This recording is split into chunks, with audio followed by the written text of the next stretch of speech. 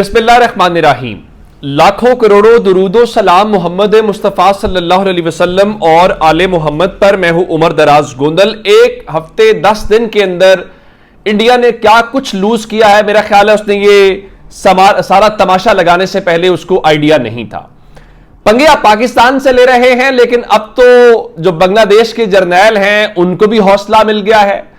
अगर वो इंडिया पे हमला करने की बात कर रहे हैं और आज अगर बीएसएफ को बांग्लादेश के बॉर्डर के ऊपर फेंटा पड़ा है, ना सिर्फ फेंटा पड़ा है बल्कि वीडियो भी सामने आ गई है, तो फिर मेरा ख्याल यह है कि इंडिया को सोचना चाहिए कि उन्होंने क्या कर लिया है।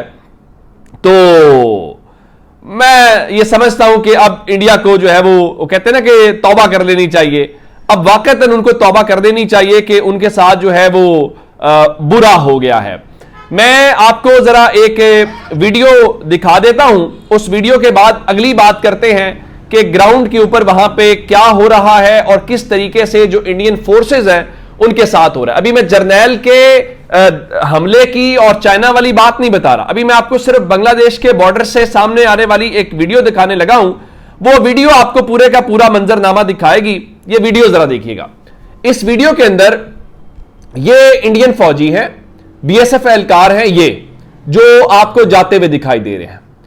अब आपने बीएसएफ के एहलकारों को देखना है और ये आगे गए, यहां से ये कुछ लोग जाते हैं बांग्लादेशी, इनके हाथ में कुछ डंडे सोटे हैं और ये आगे जाके बीएसएफ के एहलकारों के ऊपर ये हमला होता है। ये उन्होंने उनको मारना शुरू किया और उसके बाद ये बीएसएफ एहलकार जो हैं यहां से फरार होते हुए दिखाई दे रहे हैं। ये बांग्लादेश के बॉर्डर की वीडियो है।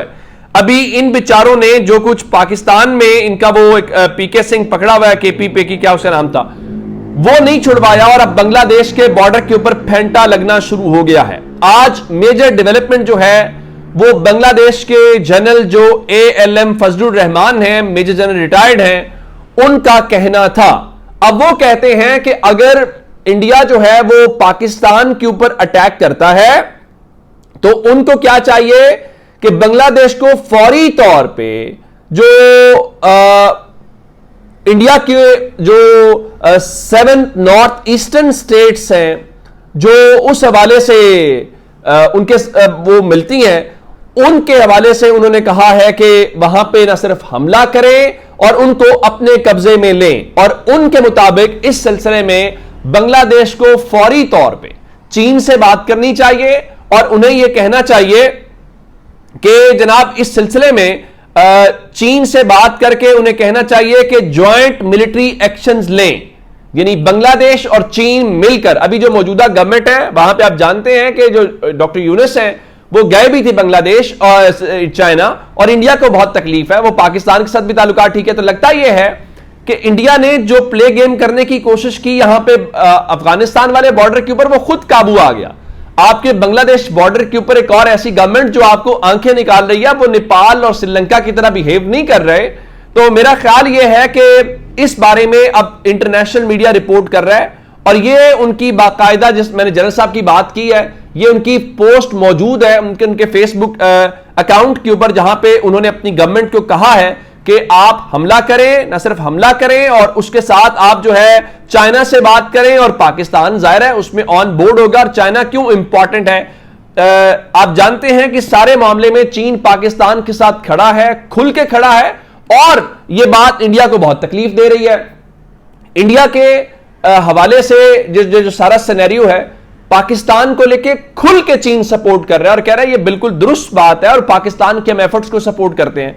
चंद रोज पहले पाकिस्तान ने चीन के सफीर को फॉरेन ऑफिस इनवाइट किया, या वो खुद आए और 1-on-1 मुलाकात हुई। वो पहले सफीर थे जिनके पाकिस्तान के फॉरेन मिनिस्टर ने 1-on-1 मुलाकात की। लेकिन आज जो उनके मिनिस्टर हैं, उनके जो हैं पाकिस्तान में एम्बेसडर, वो आज वजीर आजम हाउस गए और उन्होंने यहां पे ये शहबाज शरीफ से मुलाकात की। ये बैठे हुए हैं चीन के सफीर। अब उन्होंने क्या कहा, उन्होंने आज जो कुछ वहां पे कहा, लेकिन पाकिस्तान ने इस बारे में जो मौजूदा सूरत हाल है उसमें पाकिस्तान की मजबूत और साबित कदम हिमायत पर चीन का तहे दिल से शुक्रिया अदा किया है और पाकिस्तान का उसूली मौकिफ समझने पर चीन का शुक्रिया अदा किया और बिलखुसूस इस वाकई के काबिल एतमाद और शफाफ बैनुल-अक़वामी तहकीकात के लिए अपनी मुखलिसाना पेशकश की तौसीक पर भी चीन का शुक्रिया अदा किया है।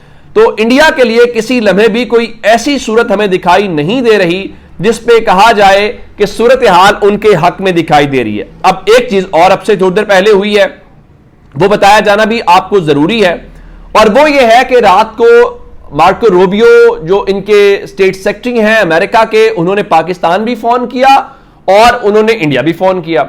अब से थोड़ी देर पहले जो अमेरिका के डिफेंस सेक्रेटरी हैं, यानी जो वजीर दिफा हैं, उन्होंने फोन किया है राजनाथ सिंह को, जो भारतीय वजीर दिफा है। अब देखना यह है कि क्या उस कॉल के बाद उनकी कॉल पाकिस्तान भी आती है या फिर जो सिर्फ उन्हें इंडिया कॉल की। अब इसमें देखना यह है कि 22 को वाकया होता है, 23 को ट्रंप और मोदी की बात होती है, और उसके बाद अमेरिका एक हफ्ता इंतजार करता है, और फिर ट्रंप ये भी इस दौरान स्टेटमेंट देते हैं कि परेशान होने की जरूरत नहीं है, दोनों ममालिक आपस में मसला हल कर लेंगे। फिर रात को 1 मई की डेट जब शुरू हो गई तो रूबियो की और जयशंकर की बात हुई, पाकिस्तान में भी बात हुई।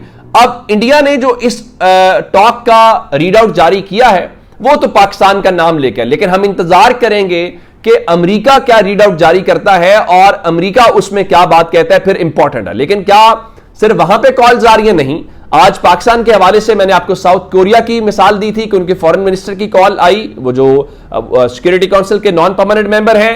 एक और कॉल आपसे थोड़ी देर पहले इस्लामाबाद आई है, और वो स्लोवानिया के जो फॉरेन मिनिस्टर हैं उन्होंने सागदार से बात की है, और स्लोवानिया जो है वो भी पाकिस्तान के साथ उन 10 ममालिक में शामिल है जो यूएन सिक्योरिटी काउंसिल के नॉन परमानेंट मेंबर्स हैं। और उसके अलावा मैं आपको और एक मिसाल देना चाहता हूं, सोमालिया के जो फॉरेन मिनिस्टर हैं उन्होंने भी आज इसाकदार से बात की और पाकिस्तान उनको मुबारकबाद भी उनकी तैनाती के ऊपर दी है, और इस मौजूदा सिनेरियो के अंदर उन्होंने बातचीत भी की है। तो कहने का मतलब यह हुआ कि ये सारा सिनेरियो डेवलप होता हुआ जो हमें दिखाई दे रहा है, कहीं ऐसा नहीं है, कोई ऐसा मंजरनामा नहीं है जिसकी बुनियाद के ऊपर आप कहें कि जनाब वो पाकिस्तान जो है वो इस पूरी इक्वेशन में कहीं आउट होता हुआ दिखाई दे रहा है। बिल्कुल भी नहीं है।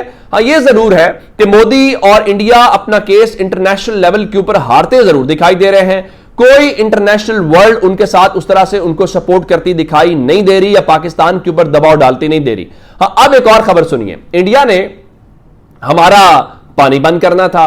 पाकिस्तानियों का भी क्या कहने कि पाकिस्तानी जो हैं वो भी भरपूर मजाक उड़ाते हैं, और वो मजाक इनका उड़ा भी रहे हैं। तो अब इतलात ये है कि जब बात नहीं बनी, आपने कल एयर स्पेस हमारे लिए बंद की, बाकी चीजें बंद की, तो अब इंडिया 2 चीजें और पाकिस्तान के लिए बंद करने जा रहा है, और उसका ख्याल है शायद इस वजह से पाकिस्तानी डर जाएंगे और हम कहेंगे हाँ हाँ हम इंडिया के साथ। और भाई हम नहीं डरेंगे, हम आपसे लड़ेंगे, आपको जवाब देंगे। मैं दोबारा कहता हूं, नेपाल श्रीलंका वाले माइंडसेट से निकलो।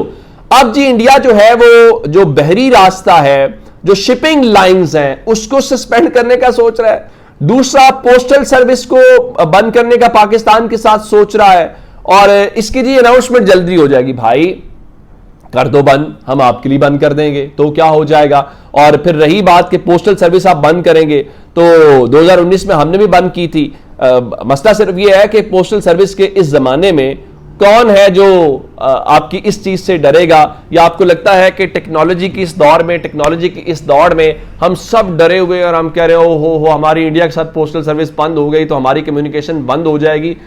जदीद दुनिया है, जदीद दौर है। अगर मोदी साहब और उनकी जनता, उनकी सरकार उस पुराने माइंडसेट से नहीं निकल रही तो हमारा मसला नहीं है। आप चीजों को मिस कैलकुलेट कर रहे हैं तो दोबारा बेहतर कैलकुलेशन कर लीजिए। अपना बहुत सारा ख्याल रखिएगा।